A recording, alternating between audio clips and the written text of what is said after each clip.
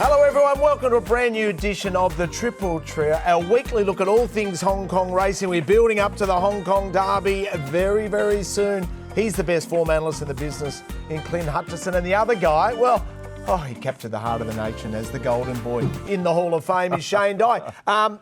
A lot to get excited about. There is only a week to go before the Derby, so the road to the Hong Kong Derby continues to heat up, and we've got a lot to sort of dissect from the last week. It's been tough for HUTCHI'S honkers. We've had a little downturn, but we are ready to pick right back up and kick some goals. I had a tie last week, but I can't afford a tie after the last couple of weeks, but I will bounce back. I've still got the jacket on. Hey, golden boy, quick welcome to the show.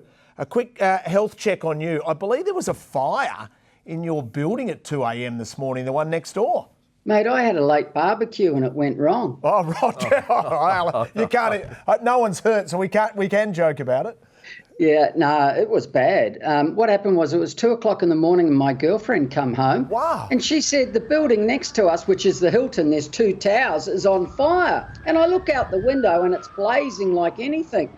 So I went downstairs because there was no vaccination to evacuate or anything. I went downstairs and I said to the clerk at the reception, you know, there's a fire. He said, where? I said, in the building. It's huge.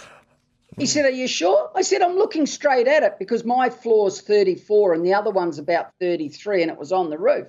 And everything was falling off onto the ground. So next minute the police were there and they evacuated about 8 fire engines and it was all blocked off. But it was a mess for a while. All I can say is stay safe. You've had cyclones. Oh, my God. You've had fires. Things come in threes, you know. So just tread carefully over the next week, please.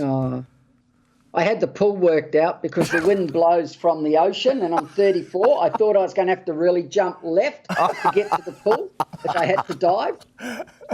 There's a lot to unpack. A, he lives on the 34th floor. That sounds like the penthouse. And B, he's got a girlfriend. But we'll let that alone. He's good that he's healthy and he's happy and he's ready to launch into the show. Let's reflect on last week where these guys, once again, were on fire. I mean, I've got lucky with you on top. And he's run past co-partner Branson, Drombig Banner, and he's going to win again. Lucky with you. He wins again and he pays more out to 8.9. Lucky with you. A Cash Barney still in front. He's a length on C Emerald and then Flash Curran and Happy for All, but it's going to be the first starters. 1-2, a Cash Barney. Lexi Bedell with Beauty Alliance and he's raced to the lead. He went straight past Northern Beast who's got no response, but 2 wins here at Happy Valley, back-to-back weeks, and Beauty Alliance has given them a good old-fashioned towel up in the last. Beautiful work as well, and plenty at a nice price also from our world. Hey, well done to you. Your little roughie got up as well, the Royal Patronage. We'll touch on that a bit later, but you've been in a bit of form yourself. Well, we'll spend an hour on that. It's a longer segment. We've got a huge show coming up. Our star power guest is Ben Thompson. We're racing on Saturday at Sha Tin, so keep that in mind. We'll get into a couple of races we're keen to have a bet as well. Nicole Purton caught up with the South African young guns. The road to the Hong Kong Derby is really important, but first Saturday is for Hong Kong racing at Sha Tin.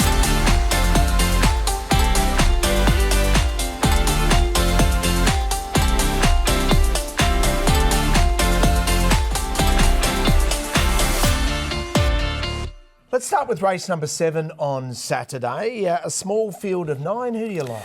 It is a small field. I've got Sunlight Power on top in this race. I think Nimble Nimbus just hinted last start he might not be far away from win, given it was a mile at the Valley. He comes back to Sha Tin. It's an easier race and he's contested. I thought Awesome Fluke could run a bit of a race, and Woodfire Bro is in the mix as well.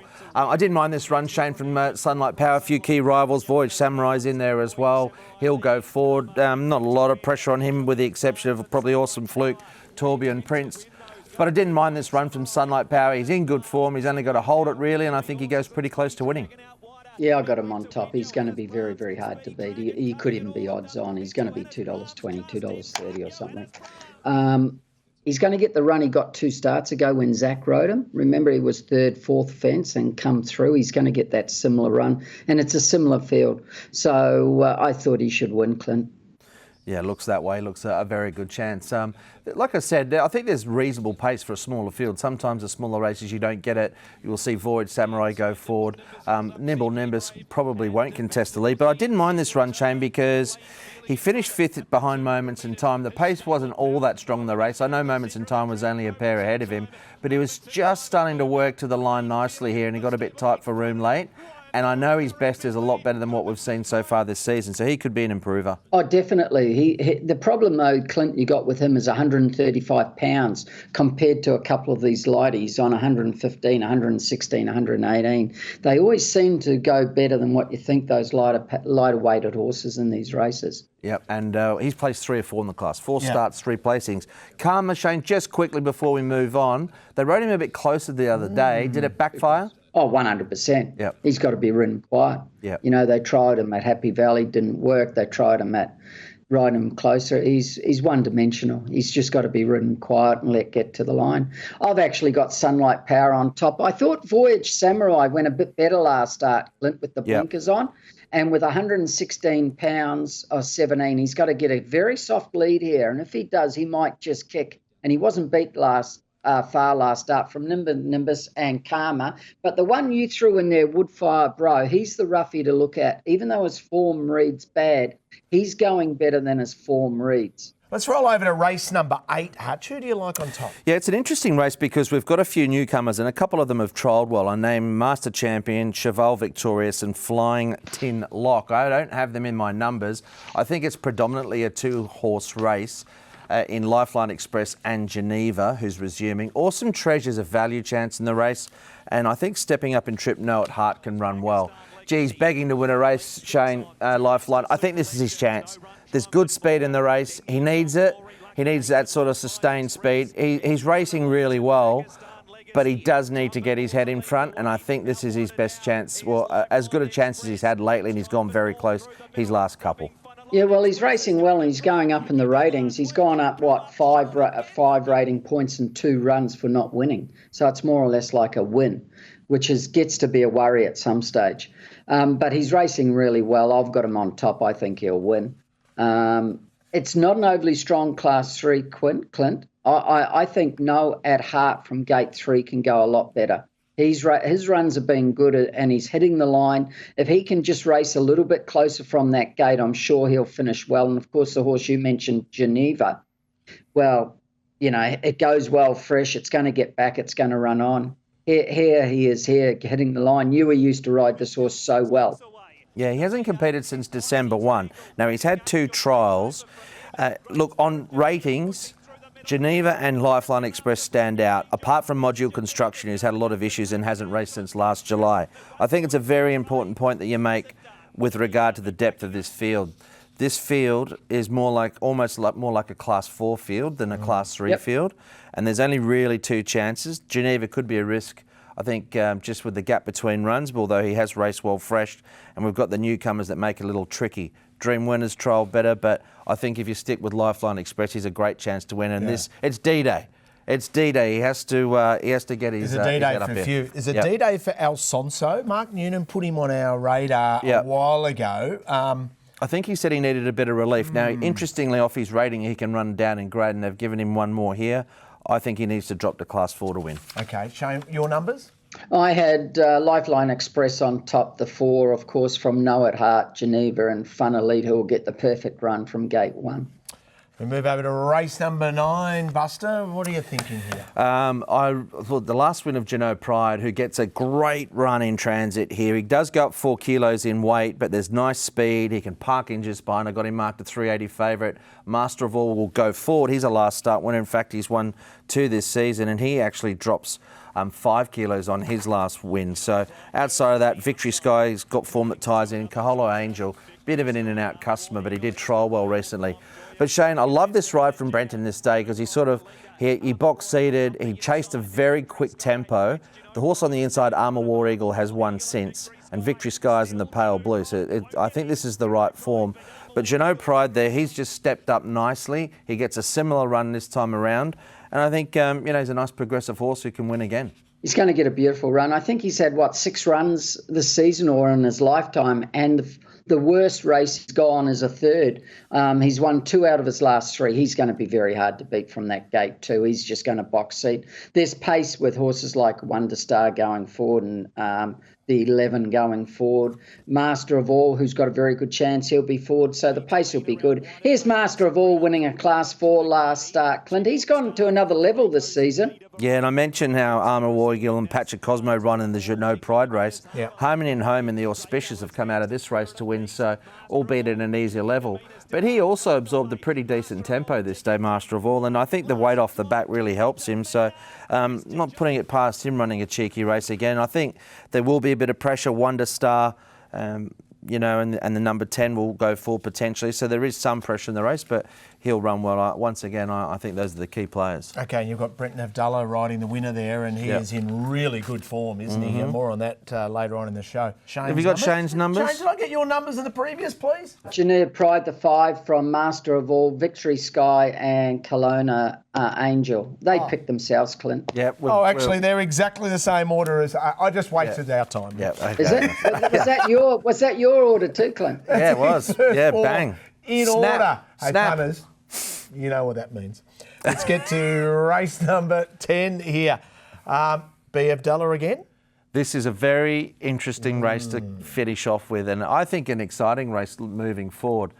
And predominantly because of Sky Jewelry, Honlock Golf, who both have similar profiles, lightly raced, progressive horses who really, I think, will go a lot higher in the rating. Sky Trust comes back and trip off a Forgive run. King Miles was a better run the other day.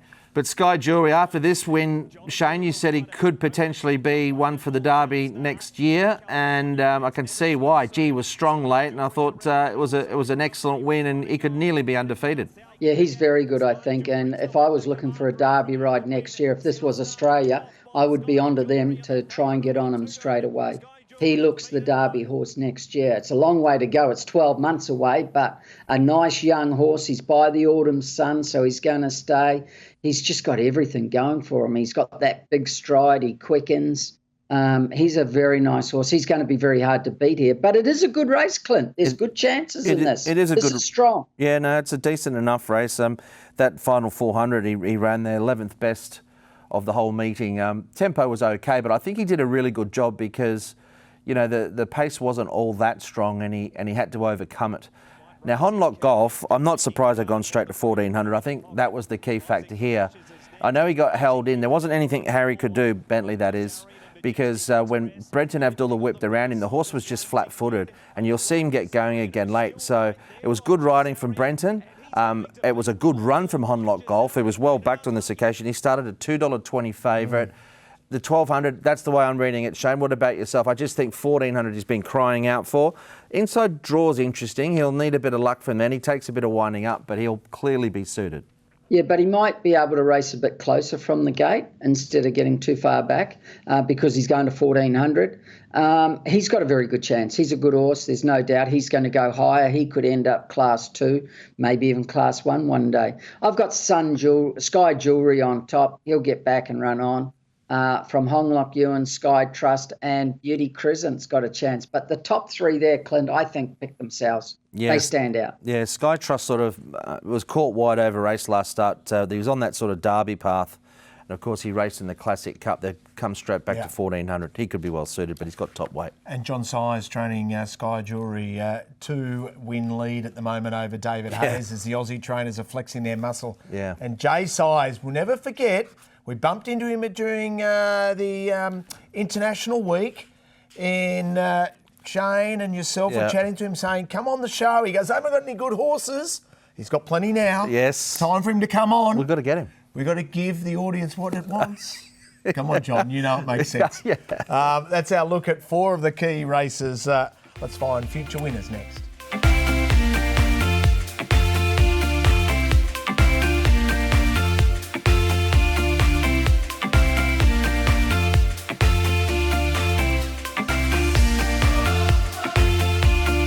Let's find some future winners, Hutch, and with your form files. Let's start with what was the top-rated performance? Yeah, it was a pretty good performance and an improved performance on this occasion from Patch of Cosmo. He's really gone to another level. There was decent enough pace in the race, and he ended up coming through to win quite well, Shane, in the end. So he's a horse that's improve throughout the season. I think we can tie his form in with a few others. I know, of course, HUTCHI'S charm was back on the inside. I'm not sure that was the A ground on the day, but he's very good, Patrick Cosmo. Yeah, he's racing really well. I backed him 3 starts ago when he won. I thought the third horse should have won. If he had jumped, he wins for sure. He just had to, when he missed the start a length and a half, he had to use him a little bit to put him in a posse, and it just took away his finishing burst. If he had jumped, he probably wins.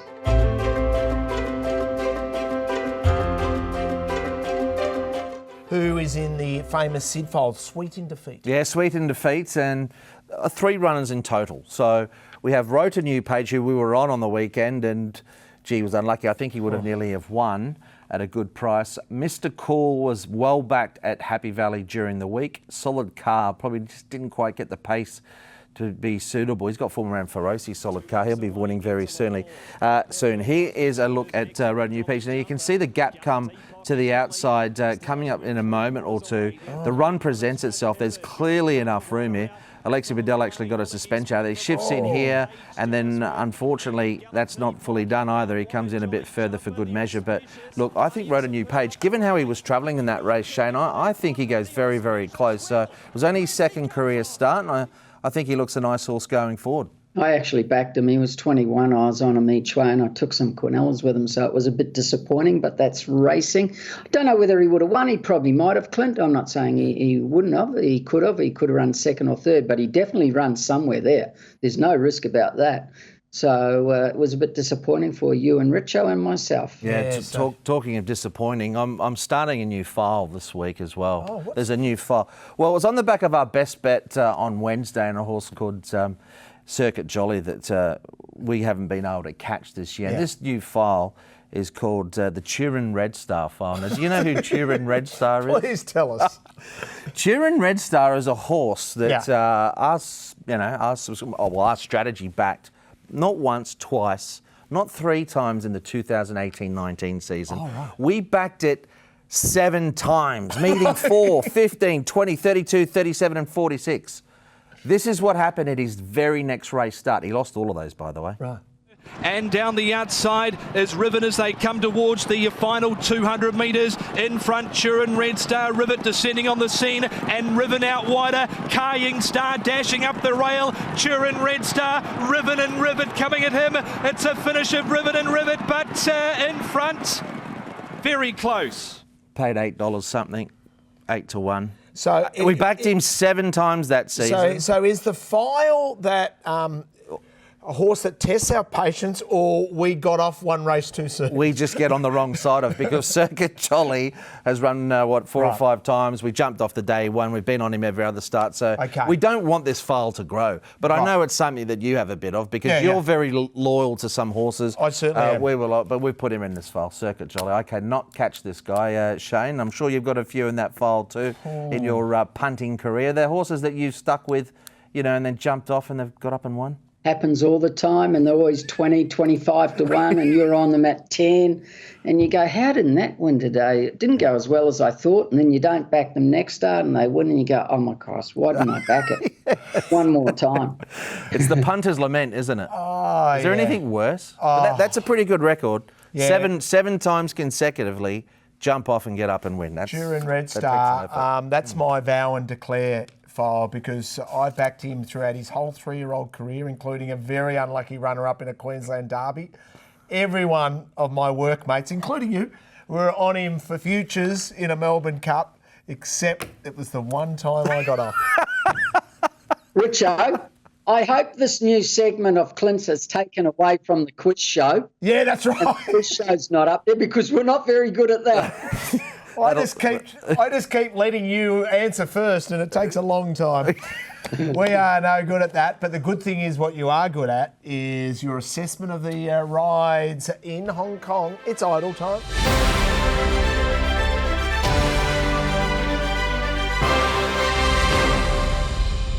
All right, Golden Boy, who caught your eye from an idle voting point of view?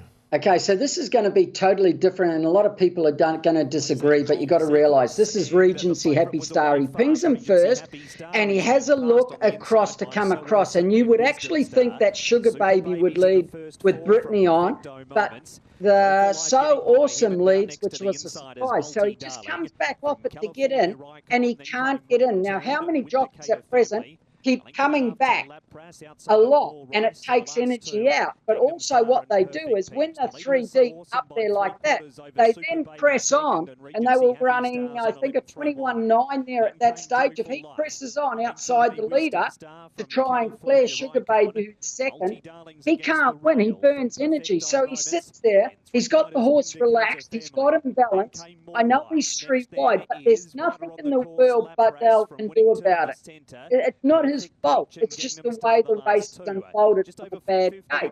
But he just kept him balanced, he relaxed, and he did do the 2 things you shouldn't do, which is 1, pull him back, or 2, go forward. And that's why he won, because he had energy here to kick. I know the horse is racing well, but if he had pressed on at the half mile when they were running a 21.9, he 100% would have got beat. The other horse would have beat him here. And that's why he won the race. And it was good to see a jockey say, right, I'm 3 deep, I can't do anything about it. So it's a little bit different to most, but I thought that was an extremely good ride without people realising it. Well done, Alexi Buddell there. He gets a tick that many wouldn't have. And I give a retrospective tick to Andre. Look, I respect Shane's judgment, but I'm going to claim the 5th on this one. I think what he said has a lot of substance, but I'm just going to stay quiet. Why would you stay quiet? You never stay quiet. Hey, Clint, but if he had pressed on, would he have won? I think everything that you said spot on, Shane. But I mean, in this circumstance, I understand what you're saying. But it's an interesting take. I'm not massive. Well, a lot of these guys are covering a lot of ground, and I understand what Shane's saying. If he had pressed on, he would have used too much energy. But I think they've got to make a better endeavour to try and find a spot early. At the finish line, where was he? Yeah, he might have won despite the ride. Any other rides catch your eye? Well, going back to that, here's one I want to explain. Like Luke Ferraris, unlucky for you out of the gate. See, he jumped well and was forward, and he didn't really want to be, and he's looking straight away to get back and in. Now, this is a good move because he can get in. Now, if he couldn't have got in, he realised straight away there's a gap there, I'm going to take it. He's banged one off the fence, wasted no energy doing it, and he squatted straight in there. This horse is flying. He come home, I think, 21.8. He's going to another level. I know he's dropped the last 2 last run, but he's really racing well. But that was a very good ride, and there's nothing wrong with going back that 2 lengths to get in there instead of staying 3 or 4 lengths. So similar ride, but just explaining about going back to get in and staying forward. Yeah, and what I like about that, I mean, some jockeys, when they're going to ride them quiet, they come out too neutral early, and they lose that extra length or 2. What I liked about what Luke did there, Shane, he bounced him out and was positive enough that first 50 with I think the acknowledgement that he was going to ride impatiently and he found that gap. So he's riding very well, Luke, and I thought that was a terrific little ride from him. And your votes, please, Mr. Dye. Alexi gets 3 because he rode that really well. Lyle, we gave him a bit of a baking last week, Clint and I, over his ride on Samarkand. And look, he come out and rode really well, turned around, rode 3 winners. They seem to do that on the show, don't they, Clint? They do. They always seem to ride winners the following week, and he rode really well. Like he gave that horse a good ride, Highland Rene on Wednesday night. Went to the front, rated it well. Andrea didn't ride last week, but rode a double on the weekend, on Wednesday night, and both of them were very good rides. Brendan's riding well, of course, and the rest. I thought Brittany rode well. Yeah, she's really well. Not going as fast in front, and she's rating them really, really well. And that's why she's starting to ride more winners. And she's just not so dominant in the second section of a race as what she was about a month ago. Yeah, it's interesting you bring her up, Shane. I looked at her stats the other day with market expectation. From every 100 rides, she should be riding 8. She's ridden 12. So she's actually beating what the market is telling you. So that is a positive. I tell you, we've been doing Zach Tracker, but Zach's away. So while the cat's away, the mice will play. Who's been playing? Well, I wanted to see, since Zach's been out, who's really risen to the occasion? I thought it was going to be Huey. Well, the reality is, Huey with 7 wins is a little down on what I thought it would be. yeah, well, the two jockeys, well, probably it's three. There's Brenton Abdullah, Alexi Bedell, and Andrea Atzani. And obviously Brenton at 12 wins from 59 rides with a positive return on investment, and he's riding at 20%. So he's been given better opportunities, but what he's been doing with them is winning with them. Yeah. And well done to Alexi as well. Like you said, you would have. I mean, Hugh's a tricky one because he always carries weight. But what Shane says there about Brittany, she's 21% return on investment. But no, in particular, Brenton Abdullah. And I've got to say this: a lot of these rides that he has been winning on, his ride has made the difference. He really has been in a good spot. And the majority of his winners so far have really come from a couple of stables. So if he can bridge out a little bit more and get support from other stables, he could be sort of, getting up to that sort of third, vying for that, top 3 in the table. And Huey's got a nice book of rides, so watch the champ really hit the board on Saturday. Let's turn our attention to global racing.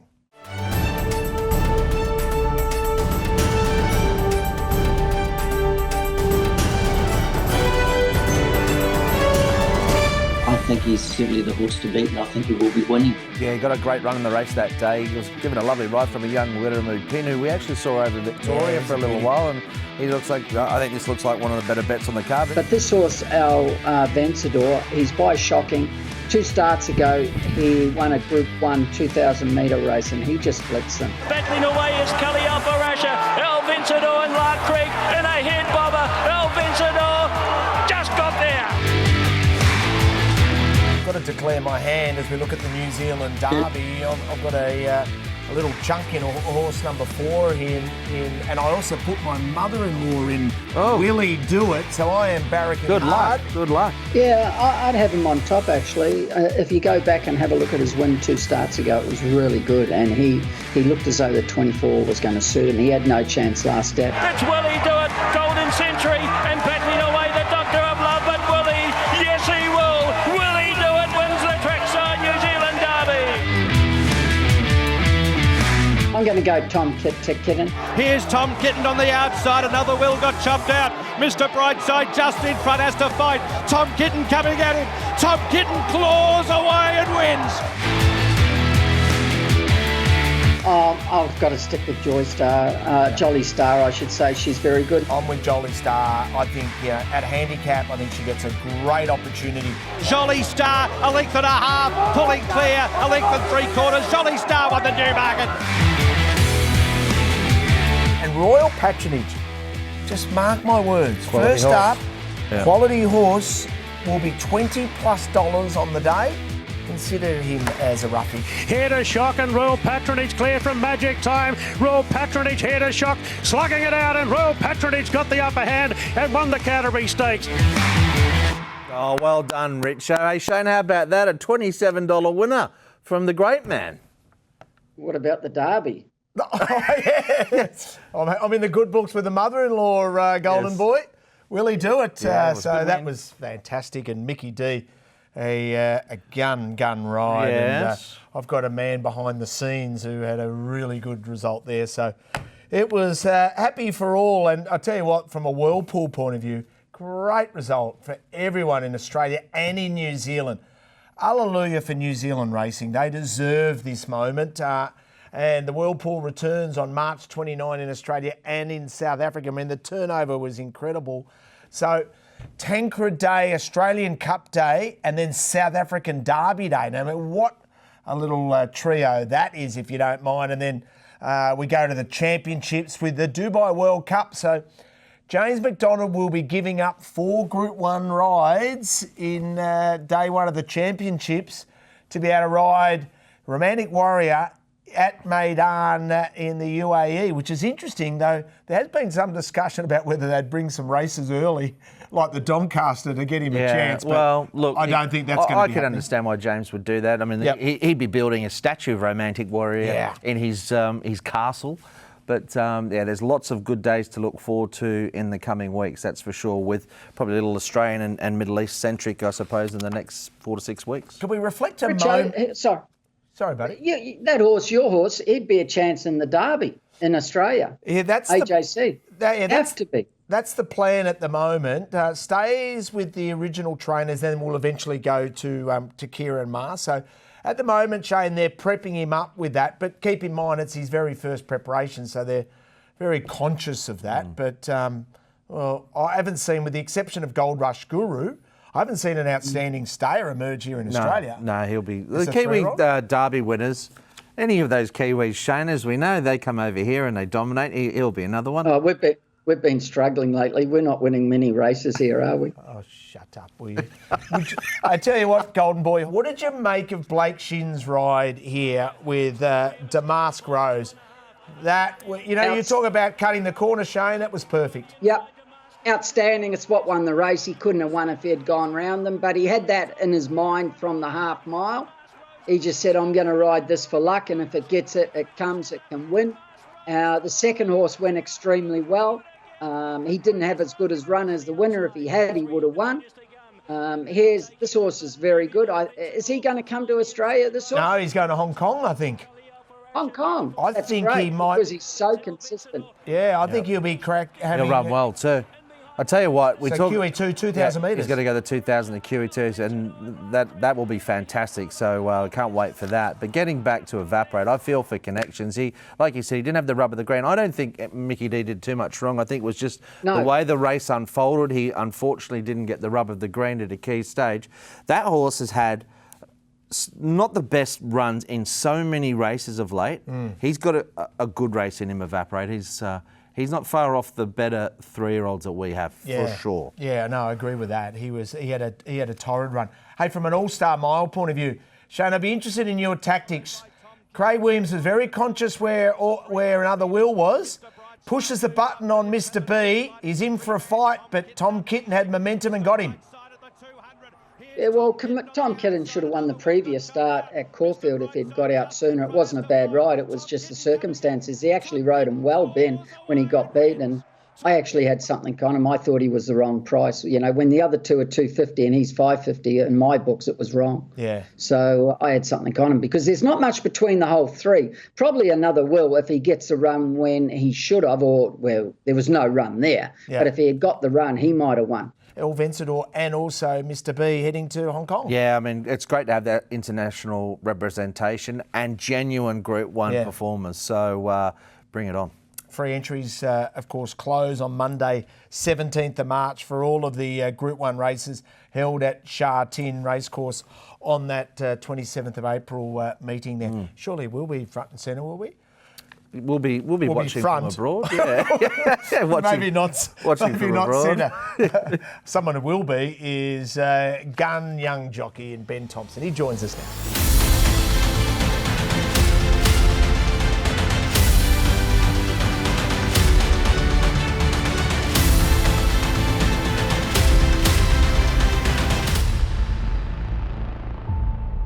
Our star power guest is one of our favourites, a very popular jockey in Australia and now in Hong Kong is Ben Thompson. He's jumped on the phone.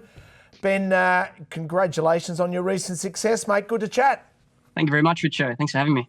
Mate, love to the family. How's everything going at the moment? I know a lot of opportunities are arising with Zach out, and you seem to be grabbing a few opportunities.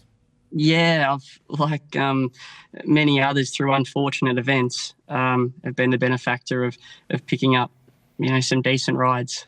So some nice success recently, and it may continue. Yeah, you're getting a good bit of support from a couple of key stables. I know Tony Cruz has given you some, and John Size, more importantly, Benny, and one horse that we will feature on because we're talking about the road to the Derby as well, is a little horse by the name of Bundle Award, who started his career here in Victoria. This is exciting. This is an exciting chance going forward for you. Tell us your thoughts on him. Yeah, he was fantastic. As visually as he felt, as nice as he looked, and obviously had the figures to back up the run. So it was a great performance. First time up to the 1800, and he obviously is a horse that's really on the way up. And was it your plan before the race to ride him there? Because he's been racing a lot closer in races over shorter distances, and you just went straight back to near last. Did you plan that before the race or not? Yeah, it was a joint plan. between John and I. John obviously knows the horse much better than I do, albeit having the one rust started him before Sunday, which was beneficial just to run the 1800 best to conserve energy rather than run the risk of him being vulnerable. And he just, as you would know, like he did map a bit awkwardly, we felt. So we thought we could, potentially find a great spot, but playing the percentages, the best percentage was to be conservative early and know we're going to have a horse that'll finish strong late. And we thought that the worst thing that could happen is they go slow, but we're confident that I was on a horse that had a turn of foot to, really, I could say, counter that. And that he did. It was a comfortable gallop, but even the way the race panned out, we jumped from barrier 7, though the 6 in front of me all used their barriers. So I think it could have been quite messy, and it worked well for myself and also Mark Wynn to adopt the tactics we did. Well, I can tell you, not only did he show a good turn of foot, it was the fifth best final 400 at the meeting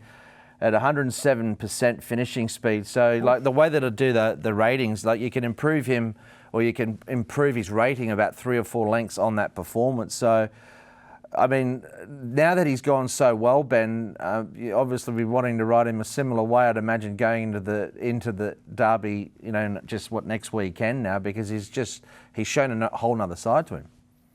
For sure, it really added another string to his bow, having won over a mile, travelling third pair, and basically whatever James asked him to do that day, he done. The start after he sat leaders back, mind you, in a strong race, he had Sky Trust up sitting second that went on to win the race. Though it just seemed as though like he was, if anything, not finding any more late rather than hitting the line like a horse that wants further. So we learnt more about him, and I think he can only do his head really well, because even before coming, like, he'd won 3 from 4 starts in Victoria and finished second over 1200 to 0-2 good, which is really strong form. Mm-hmm. But he'd always found himself in small fields, so he probably hasn't been able to, be, I'd say, tested further back in the field like he was the other day. But he seemed to enjoy it, and obviously, if he can just repeat what he done on Sunday, he can definitely win the Derby. In terms of staying, well, you got up to 1800 the other day. That's a big sweet spot. Once again, we thank Group 1 Goldmine for their pedigree analysis. This horse will not have any issue whatsoever over 2,000 metres. Might just park the Derby, because we'll look at the field at the moment, and also some really interesting stats that you've got, Hutch, coming up. But while we've got you, Ben, look forward to Saturday. Here's your book of rides. Victorian race number 2. Can that start your day in style? I hope so. He's still looking for his Hong Kong breakthrough, though he ran really well last time, running second. I think if he can repeat that, it's going to hold him in good stead. He's I guess each start he has got to be closer to a win. We hope so. He ran really well, expecting to fight in similar conditions, and there is actually a chance of rain, looking at the forecast, which I don't think it hurt his chances. So taking him off last start, he's definitely got to be considered. And Gluck Racer was a bit keen last start, but he was pretty good prize, so he might be an improver if he can settle better. For sure, like he's down on a low rating, having his only wins been in Class 5, though his 5 wins he has had have all been at the course. So he obviously loves his backyard in Sha Tin. The name slipped me, but the horse that Huey's riding's been racing really well and looks hard to beat, though More Horse is genuine and down on a low weight. I think if is to have a nice, comfortable first half of the race and the speed beyond, you can count on him finishing well. And the jockeys room will be like Eagle Farm at the moment. Jimmy Ormond in town and an extension of that licence. That's a great thrill for Jimmy. Absolutely, and well deserved. He's, from my point of view, he's had the dream start. He's making the most of his opportunities and really riding well. So it's great to obviously be sharing the room weekly and then frequently have visitors, but with the world's best riders, and having the benefit of riding alongside Jimmy for 3.5 years. It's clear that that he gets results because he's got so much talent. So it's nice to have a familiar face and somebody that I've really enjoyed competing with in the past. Stay with us, Ben. Ben Thompson, our very special guest, as we look at the road to the Hong Kong Derby. Hutch, the field has been released for the Hong Kong Derby. Yeah, that it has. And, you know, some couple of very interesting horses that now find their way in. But here it is, Ruby Lot up the top on a rating of 100. Bundle Award, of course, there for Benny. Packing Angel, we liked a couple of weeks ago. I think he's still in the game. But Beauty Alliance, of course, won on Wednesday. So he's a big name. And a low rider for Casper Founds, who you'd imagine will up and triple be suited, but also makes his way in. So that is the field at this point. That can change, of course, if something goes wrong with those that have been announced. But there's your top 14 seeds. Yeah, so Shane, Mondial, Sky Heart, Pray for Mer and Sky Trust are next in line. What did you make of the field at first look? I think it's a very open race. I think barriers are going to be important for a lot of horses. I was very impressed with Bundle Award, what it did on Sunday. I didn't back him, but it didn't surprise me. I see a lot of John's horses, when they're ridden back like that, they just quicken. And I've mentioned it on the show. You know, this season they're riding a lot more back. And I just know the way he trains. I rode for him for 3 years and I picked it up very, very early riding for him, that the quieter you can ride, not all, I'm not saying all, but a lot of them, the better they quicken. When I went through that stage, that's what I thought anyway, Richo. Hey, Ben, you might want to take note of these stats, Hutch, because this helps your cause, Benny boy, if you don't mind. Well, I wanted to sort of have a bit of a different look, and thanks to Sahil Patel, that's Sahil Race Quant. He does a lot of the quant work, and we thank him for all this information. So in the last 21 derbies, 11 of the 21 have won their lead-up, so nearly better than half, okay, are winning the lead-up. That's a tick for Ben. 15 of 21 have run first or second in the lead-up race, so that's almost, just under 75%. Only 2 of 21, this is an interesting one. So if you've run out of the top 5, only 2 of the 21 have won. So it's really hard if you haven't been in a little bit of form. 19 of 21, now this is Advantage Ruby Lot, have had an official rating of 100 plus. Noting though that the last couple of years, Voyage Bubble was on 93 and 82. There's been a real drop off in the last couple of years in terms of what that rating is. So that is interesting, and that might be what is sort of trending more so. And 10 of 21 favourites. We talked about barriers as well. There is some really interesting stats which surprised me. I know Shane and I have both said in recent weeks about the barriers will play a big part, and they will in this year's derby. But stand by for next week, because we've got some more stats to have a look at that'll help whittle it down, which are actually quite surprising. So Ben, what's the ideal barrier for you? I'd love to draw middle to low, but I then just the way we ride him, be guided by John. Obviously, he's won 3 derbies and an absolute master. So wherever he's, I'd love to draw middle to low, and at least it just takes jostling for a position somewhat out of the equation. Hey, Ben, I want to draw 14 on him. Would you really, Shane? Yep, no risk, because then you got to go back. There's none of this. If he draws 1 to 5, I'll ride him closer. And you've seen what he did last time when he was ridden back. He exploded for the very first time. He's never exploded like that before. But Shane, are you saying that if he drew 1 to 5, John's instructions to Ben would be to settle closer? Surely not. Oh, he could be. But he could be there in 2 strides. So take advantage of the barrier and ride him closer. And that's just nature. That's what you do. Yeah. Whereas if you're drawing 14, you got no option. So it takes that out. You don't have to think about it. If I'm on him, I want 14, and I just say, right, I'm going back. Simple as that. Hey, Ben, just quickly talking about some of the support and just away from the derby, I noticed that, it's very competitive up there and not easy to get quality rides, which you've been getting more of to a degree lately, and you're doing the job as a consequence. But I've noticed you've been putting in the hard yards. You go up to China quite a bit and ride for quite a number of different stables. So there's still plenty of willing to use your services. It's probably just trying to get those little better opportunities. Yeah, absolutely, Hutchie. I've found for the most part my quantity of rides has been good, and it feels like the quality's been getting better too. So we had a good night on Wednesday night at Happy Valley without getting a winner. Second placings on Diamond Soars, Courier Magic and Fallon, which all look like they could, will hopefully be winning next start or close to it. And feel like I'm getting a lot of support as a result of going to Chunfa. So, it's been good and thankful to the Jockey Club to make it as convenient it is to get up to China and return same day. 6 wins, mate. 34 top 4s outside of those 6 wins. So 40 top 4s convert a few of them into wins, and by gee, you won't have time to have a chat to us. You'll forget about us quick. Hey, dare to dream anyway, because you're a live chance there next week, Ben, and gee, that'd be some story, wouldn't it, if you could roll him home. But we're wishing you all the very best of luck. Mate, we're barracking for you, mate. And interesting to see if you draw wide and go back, or what the tactics will be.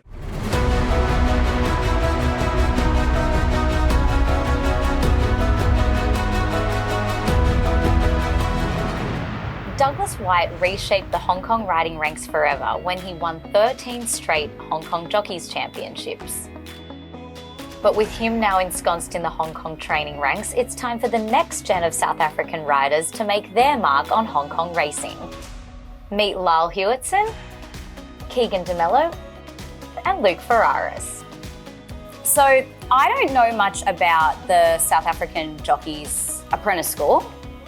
Can one of you guys fill me in? Start from scratch. You've got to learn how to get on the horse, and obviously we learned from a young age to muck out the boxes, clean the horses, feed them, give them water, make sure they looked after, and that's pretty much how we started. And that's all done before learning to ride, and that do it in the morning before going and doing your hours of school. So it's actually like intense. It's quite intense, because you're up early mucking out boxes. Once you've graduated from learning just to trot and canter around the academy horses, you'll end up going to track work in the mornings. Stood us in good stead for getting to where we are today, I guess. And what age do you start at the academy? So normally you go in your grade 10 year, so we're turning 16. And then, like I said, you finish grade 10, 11 and 12 whilst learning to ride and become an apprentice. So were all three of you at the Jockey Academy together, or did you do it at different years? Keagan was first in, then Lyle, and then myself. The South African jockeys are very polished, I've noticed in the media. Do you guys do any media training as part of the academy? I believe at the academy they do sort of offer some of the apprentices the opportunity to take part in a Dale Carnegie course, which is like a lectern or public speaking course, which just helps you sort of gain confidence speaking in front of people, speaking in front of the camera. Well, after every winner you interviewed, so you can go back and see from your first winner to now. It's actually quite interesting. Progress that you made. So you get used to being in front of the camera and speaking to people about your rides and yeah, and then you might get picked up by a stud farm for a sponsorship, and they'll want you to do some media stuff. So you the whole way through your apprenticeship you're exposed to it, and then I think just repetition gets better. It's always been in the back of my mind since a little boy, and yeah, since being back in Hong Kong with Dad, going to the track every morning, it sort of just became a routine, and then when I came of age, it became a reality. It is quite funny that we always, I think it's one of the biggest jokes, is when you go look back at your first few winners and have a look at those interviews, and he was 16 years old with a high-pitched voice, very nervous, shaking in front of camera, and they ask you how was it, it's just, nice sir, nice sir. How many rides have you had in these races? This is my second one, sir. Fantastic, and so nice to see a young kid that's energetic and passionate about the game, and who knows, maybe one day you'll be at the academy down at Summerfeld. Yes, sir.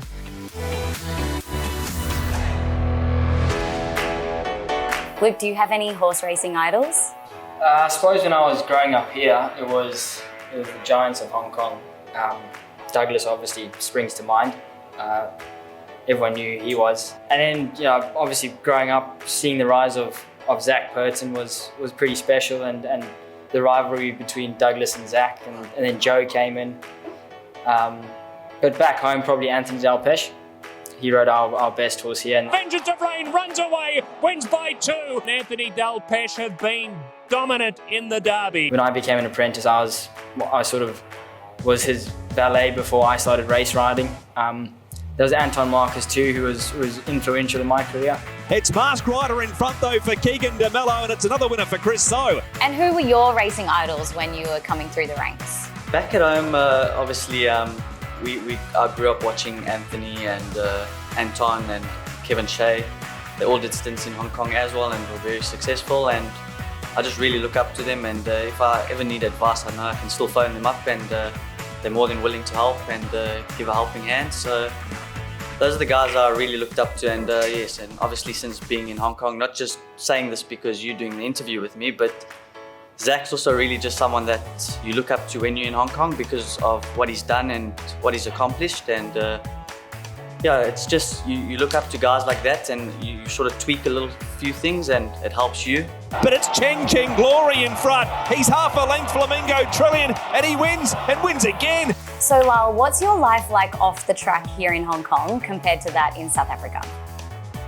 Probably a lot more family time with friends, and time for hobbies. In South Africa, I was riding, I would say minimum 5 days a week, which included track work in the mornings and then getting on planes to fly to a different province and race ride, and then back again in the evening. So it was a lot more busy, but at the time and I still am very driven, but I was just so ingrained that this is the only way it can be and it has to be, that all the traveling, all the flying, all the hard work was all I ever knew. And I never really made time for anything else, where I feel like now have a bit more time on your hands to do something outside of racing, to spend more time with your friends and family. And I think from a mental perspective, it's really good because you get to sort of have a little bit more freedom. Yourself and Hannah, your wife, are expecting a baby. Congratulations. Yeah, thank you. You must be looking forward to that. Really excited. I know you can never, a lot of people say they don't know if they're ready or not, but I'm really looking forward to it. I know Hannah is, she's very maternal. And I think life's about to be turned upside down, but in a good way. If you weren't a professional jockey, what would you like to be? I was actually, if I was too heavy, I was going to become an equine vet because I still want to be involved in racing. So I worked really hard in school to make sure that I could qualify for that. Outside of that, probably a trainer. What about you, Keagan? Funny enough, as a young kid, a firefighter. It just seemed like a really cool thing to do. And then when I got older, it was obviously sports and soccer and that sort of thing. I'll be a bit of a cliche, I'll say rugby player. Played that in high school, loved it. For obvious reasons, could not carry on.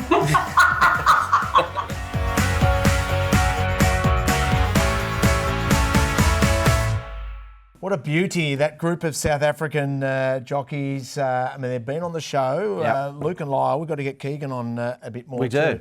And I love what Nick's doing. She's doing a great job getting us up close and personal with all the personality. Yeah, she's a ripper. She's an absolute ripper as well. And how good RICHO's this weekend as well back in Australia, with Pride of Jenny back in action as well at the, of course, at Caulfield. And, yeah. Well, she's going to lead our social stable and best bets.